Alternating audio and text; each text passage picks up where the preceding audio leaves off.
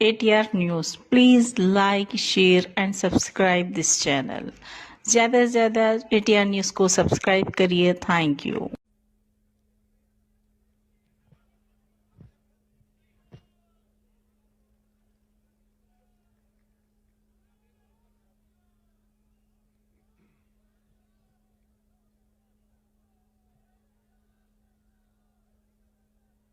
महाराष्ट्र के इस पावन धरती को मैं प्रणाम करता हूं।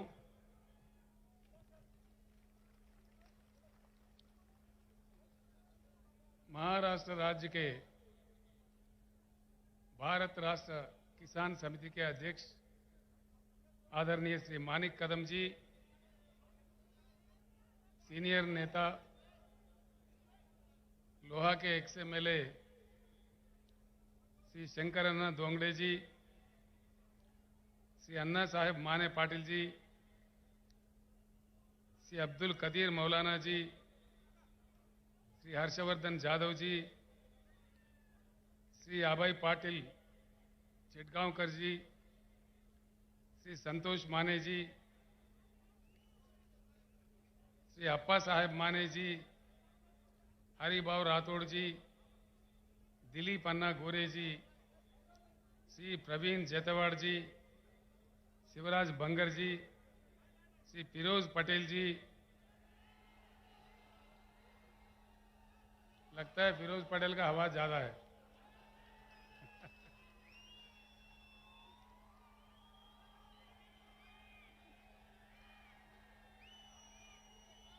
श्री विजय प्रकाश तोम्बारे जी,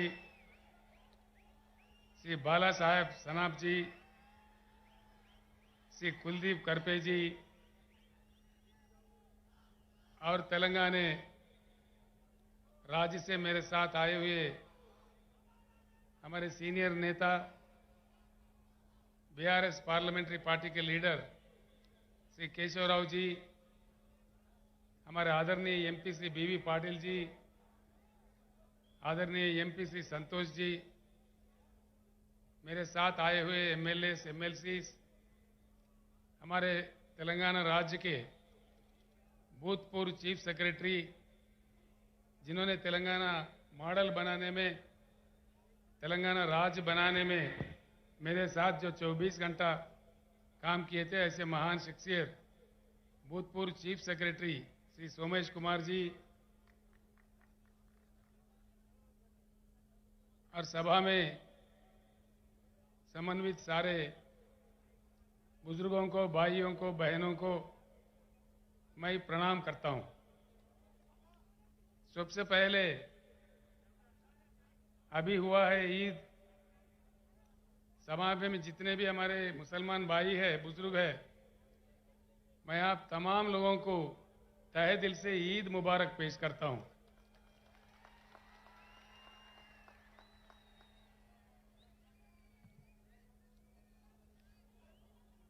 इन दिनों में एक प्रश्न बहुत बड़ा जो देश के दानिशमंद लोग हैं, जो बुद्धिजीवी है, उनके भीतर में और मेरे मन में भी एक बहुत बड़ा प्रश्न उठ रहा है। आज हमारा देश इतना महान ऐतिहासिक परंपरा रखने वाला एक महान देश जो हमारा भारत है, एक प्रश्न, मौलाना जरा गड़बड़ कम करना था, तो ठीक है, थोड़ा गड़बड़ बंद करो जीवन। इतने महान देश का आज का हमारा देश का लक्ष्य क्या है? भारत का कोई गोल, कोई लक्ष्य है या भारत अपना लक्ष्य खो बैठा है? ये प्रश्न मुझे खाए जा रहा है कई दिन से। ये कौन है भाई?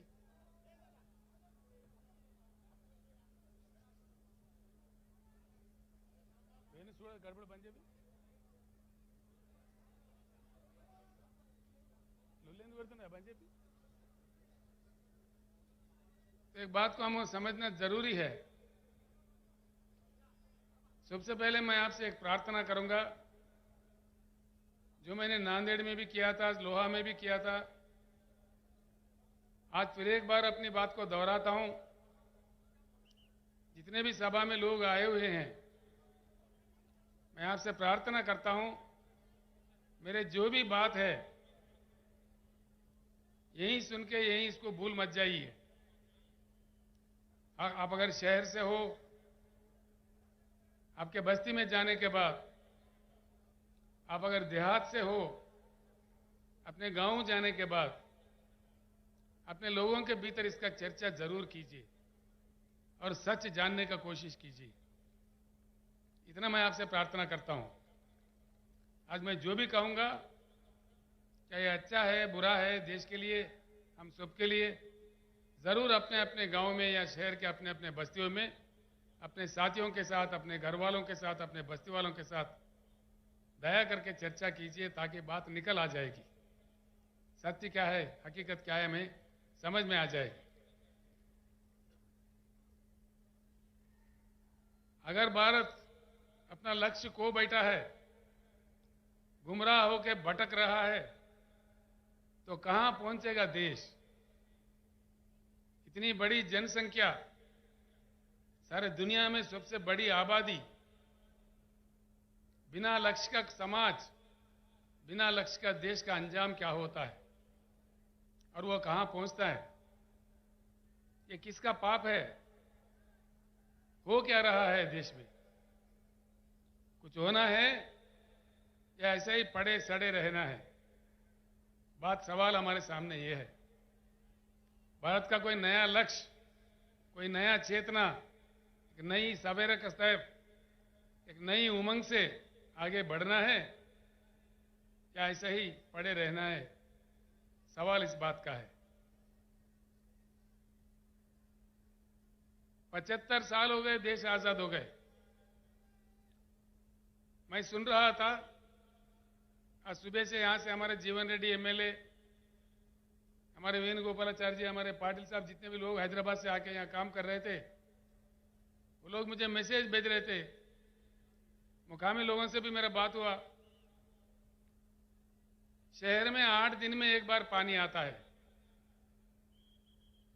प्रकाश पोहरे जी, जो देशोन्नति के मालिक है, मेरे साथी है, अकोला से आए हैं, उनसे भी मैंने मालूम किया तो वो भी कह रहे थे कि अकोला में भी यही हालत है।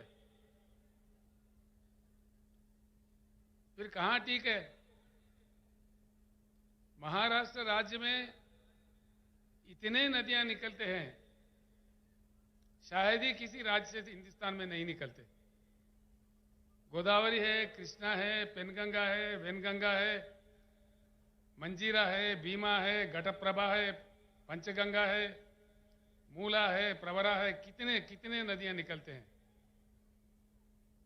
इतने नदियां निकलने वाले एक बलवान financial capital of India, Mumbai साथ रखने वाले राज्य पीने का पानी नहीं दे सकता। ऐसे हालात में भी हम लोग क्या मुतमैन हैं? दया करके सोचिए, जनता क्या मांग रही है? कोई सोने का ईंट थोड़ी मांग रही है, चांद सितारे थोड़ी मांग रहे। पीने का पानी भैया। इतनी लंबी लंबी भाषण के बाद, इतनी सरकारें बदलने के बाद, क्या हंगामा, सियासी हंगामा देखने के बाद पीने का पानी तक हमको फराहम नहीं होता। ऐसी भारत आगे भी रहना चाहिए या बदलना चाहिए?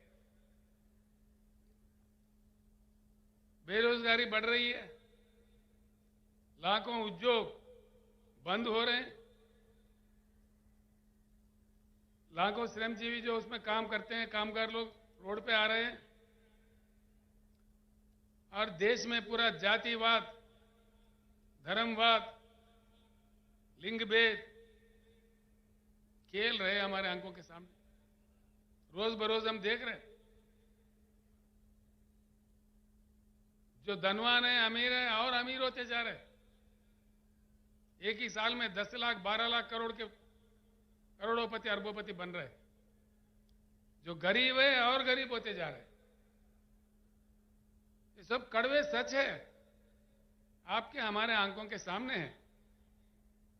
ये कोई मैं कहानी नहीं बता रहा हूं, जो रोज हमारे को देखने को मिलता है। ये कोई माने या ना माने, ये कड़वा सच है। ये सारे जो भी चल रहा है, ऐसा ही चलना चाहिए या इसका कुछ इलाज होना चाहिए? इलाज होना चाहिए। किसी भी देश में कभी कोई बीमारी लगती है, कभी कोई बीमारी लगती है, सुधारने वाले डॉक्टर होते हैं उस समाज के, उस देश के दानिश्वर, बुद्धिजीवी, उस देश के, उस समाज के युवा शक्ति, जिनके पास खून, जिनके खून में ताकत होता है, यही डॉक्टर्स होते हैं।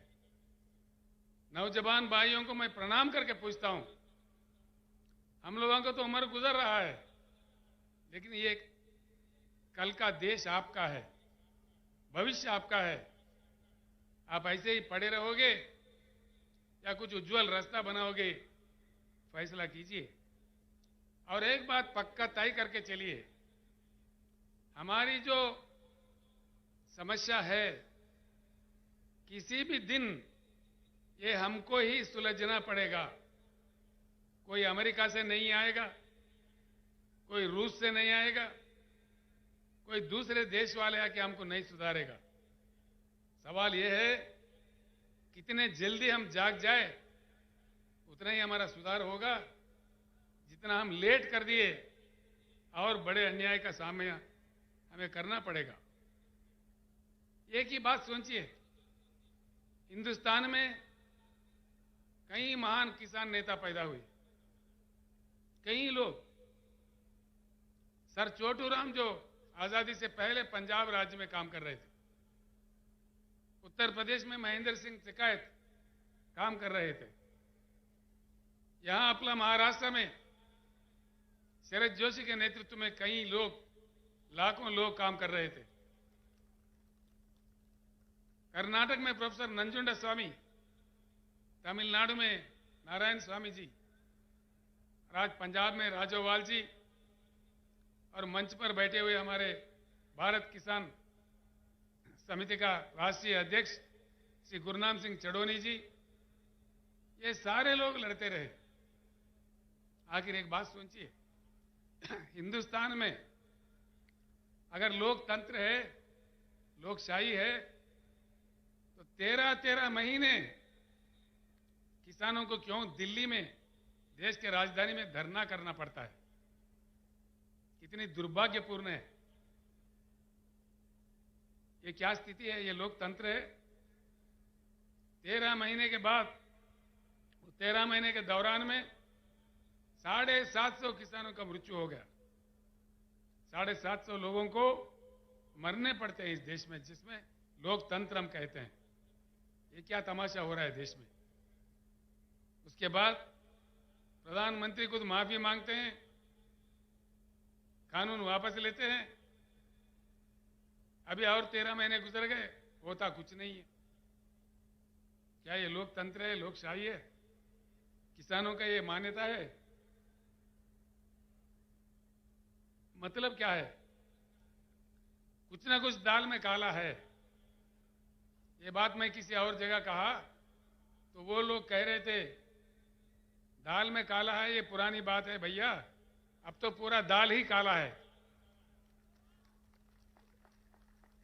तो मतलब क्या है? जरूर कुछ इलाज की जरूरत है, कुछ ना कुछ परिवर्तन की जरूरत है। भारत को बदलना चाहिए, बिल्कुल बदलना चाहिए। भारत को परिवर्तन बहुत आवश्यक है, बहुत जरूरी है। जब तक हम परिवर्तित नहीं होंगे, हमारा किस्मत नहीं बदलने वाला है। एक उच्च गुणवत्ता वाली परिवर्तन, यानी कि एक पार्टी हार गया, दूसरा पार्टी जीत गया, ये परिवर्तन नहीं होता भाइयों। उच्च गुणवत्ता वाली, जिस चुनाव के दरमियान, जिस चुनाव के जरिए जनता जीतती है, जनता मांगे सफलता मिलती है, वो सही जीत होता है। पार्टियों का जीत नहीं होगा। पार्टियां तो कहीं जीता है हमने, कहीं जीते, एक गया, दूसरा है, तीसरा है, चौथा है, कितने को जीता है अब तक हम लोगों ने? कितने पुड़ारी आए इस देश में, कितने नेता आए, कितने पार्टी आए, लेकिन समस्या जैस के तस, समस्या का कोई समाधान नहीं। जिस देश में हर दिन सौों की संख्या में किसान आत्महत्या कर रहे हो, जिस राज्य में, जिस पावन धरती पे मैं खड़ा हुआ हूं, इतने नदियां निकालने वाले इस महाराष्ट्र राज्य में, अभी हमारे शंकर अन्ना बता रहे थे, रोज 6-7 किसान आत्महत्या कर रहे हैं। या प्रधानमंत्री को या राज्य के नेताओं को क्या पड़ी है? वो लोग तो अफ्रीका से शेर ला के दिखा रहे हैं हमारे को। अरे भाई, ये हमारे किसान शेर मर रहे बोले तो देखो देखो, ये अफ्रीका का चीता है, ये नमीबिया का शेर है, इसको देख के खुश हो जाओ। क्या समझ में आता है? समस्या का वो समाधान नहीं है। इसीलिए मैं हमारे शेतकरी भाइयों से और बहनों से हाथ जोड़ के विनम्र पूर्वक प्रार्थना करता हूं, जब तक हम खुद शेर नहीं बने, हमारा समस्या का समाधान नहीं मिलेगा। तैयार होना चाहिए।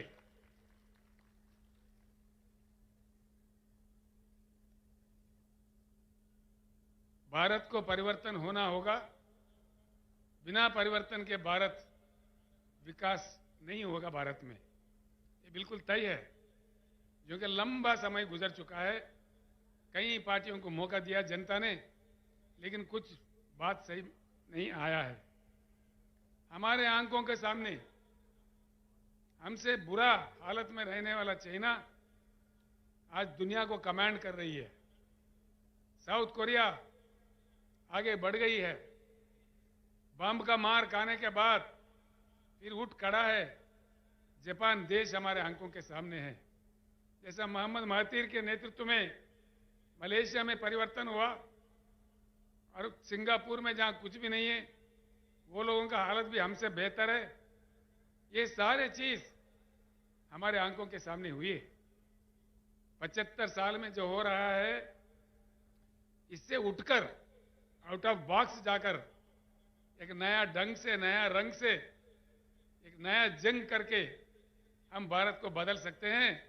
इसी पुराने तरीके से हम लोग नहीं बदल सकते।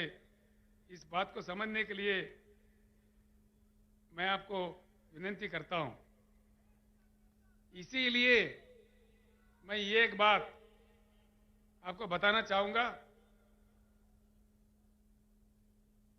इस परिवर्तन भारत में जो आना है, बिना परिवर्तन के भारत आगे नहीं बढ़ सकता। इसीलिए पैदा हुआ है बीआरएस पार्टी। बीआरएस एक चुनाव के लिए, एक दिन के लिए, कोई एक वर्ग के लिए, एक धर्म के लिए, एक जाति के लिए नहीं पैदा हुआ। ये सारे भारतवासी जितने भी है, उनके हकों को लड़ने के लिए, उनके हकों के लिए बिल्कुल बीआरएस पैदा हुआ है।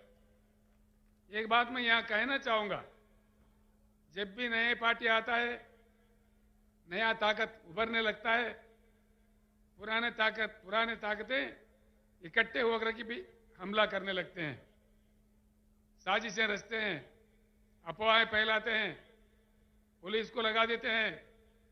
लेकिन डरना नहीं है। अगर डरे तो आप भी आजाद नहीं होते थे, अब भी ब्रिटिश के गुलाम बने रहते थे। इसलिए मैं कहता हूं, फानूस बनकर जिसकी हिफाजत हवा करे, वो शमा क्या बुझे जिससे रोशन खुदा करे। ये डरने से बिरने से कुछ नहीं होगा। बिल्कुल, अगर हमारे जंग में नेकी है, हमारे जंग में ईमान है, तो जरूर हमारी जीत होगी। हम जीत के रहेंगे। जो कि भगवान हो या अल्लाह हो, अल्लाह के घर में देर है लेकिन अंधेर कभी नहीं है। इसीलिए हमको आगे बढ़ना चाहिए। इसीलिए आया है बीआरएस पार्टी। और बीआरएस पार्टी परमानेंट ऑफिस हमने खरीदा है नागपुर में। हमारे अभय भाई और लोग यहाँ पे भी परमानेंट ऑफिस खरीद रहे हैं, कोई किराए वाला नहीं, बिल्कुल परमानेंट। बीआरएस काम करता रहेगा जब तक भारत पूर्ण परिवर्तन नहीं होगा तब तक ये लड़ाई जारी रहेगा। भाइयों, मैं आपका ज्यादा टाइम मतलब नहीं लूंगा, 2 बातें मैं समझा दूंगा आपको, सिर्फ 2-3 बातें, ये समझने की बात है। एक अजीब बात है, पानी नहीं है शहर में। प्रकाश पोरे कह रहे अकोला में नहीं है, कोई वकील साहब आए थे पूना से, पूना में भी सही नहीं है, देहात में तो है ही नहीं है। फिर ये क्या चक्कर हो रहा है, हो क्या रहा है हिंदुस्तान में? किसान हमारे क्यों आत्महत्या कर रहे हैं? दया करके सोचिए इस बात पे। इतना हमको गुमराह कर दिया है, खास तौर पर 2 चीज, एक पानी, दूसरा करंट, बिजली। पानी, हिंदुस्तान के जो कृषि योग्य भूमि है 41 करोड़ एकड़, और जो पीने का पानी चाहिए और जो उद्योग के लिए चाहिए, इन सब के लिए जितना पानी चाहिए उससे डबल पानी हिंदुस्तान में अवेलेबल है। फिर भी देश क्यों वंचित है? आप लोग सोचिए। ये नहीं है कि पानी नहीं है, फिर क्या नहीं है? राजनेताओं का इच्छा शक्ति नहीं है, देश के प्रधानमंत्री का इच्छा शक्ति नहीं है, राज्यों के मुख्यमंत्रियों का इच्छा शक्ति नहीं है। बस चल रहा तो चला रहे, भगवान के भरोसे चल रहे। ये कब तक चलेगा? ये किसानों का आत्महत्या रुकना चाहिए, ऐसे हम शमशान जाते रहे। बस इसमें खास तौर पर पहले से लेके अब तक, एक नेहरू साहब के जमाने में कुछ मनसूबा बनते थे, कुछ प्लानिंग होता था, उसके बाद में केंद्र सरकार जो भी पार्टी का बने, जो भी बने, उनके नालायकपन से आज देश सफर कर रहा है, इसमें कोई शक नहीं है। देश में जो उपलब्ध है पानी, जो हमारा अपना संपत्ति है, जो जनता के हक में है, ये समंदर में बहे जा रहे हैं और हमारे सरकारें तमाशा देख रहे हैं। देश में अगर पानी सही तरीके से सिंचन के लिए, पीने के लिए, उद्योग के लिए, अन्य चीजों के लिए आना चाहिए तो बढ़िया बांध बनाना चाहिए, बहती नदियों को रोकना चाहिए। एक बात मैं आपको बताता हूं, आप शायद विश्वास भी नहीं कर पाओगे। जिम्बाब्वे एक देश है, बहुत छोटा देश है, जहां 6,500 टीएमसी का रिजर्वायर है, 6,500। पैटर्न जो जायकवाड़ी है, यहां से नजदीक में है, आप तमाम लोग देख चुके हैं। 100 टीएमसी है उसका, यानी कि जिम्बाब्वे जो रिजर्वायर की मैं जिक्र कर रहा हूं, वो पैटर्न से 65 बार बड़ा है, 65 बार। हिंदुस्तान बाढ़ भी देख चुका है, सूखा भी देख चुका है। तो जिम्बाब्वे जैसा हमारे पास कम से कम 3-4 रिजर्वायर तो होना चाहिए, देश को बाढ़ से बचाने के लिए, सूखा से बचाने के लिए, लेकिन नहीं करते। पानी का तमाशा, पानी रखते हुए देश को नहीं दिया जा रहा है। इसके बीआरएस का ये लक्ष्य है, पूरे देश में आज जो पानी की पॉलिसी है उसे बंद करना चाहिए। नया रचना, नया कानून जब तक नहीं लाया जाएगा, ये तमाशा ऐसा चलते रहेगा। हमारे खेते प्यासे रहेंगे, हम प्यासे रहेंगे, हमारे लोग भी 8 दिन के बजाय 15 दिन भी हो सकता है शहर में, फिर और बुरा हालत भी हो सकता है। इसीलिए अब सोचिए, एक बहुत अहम बात है, पानी को समझने में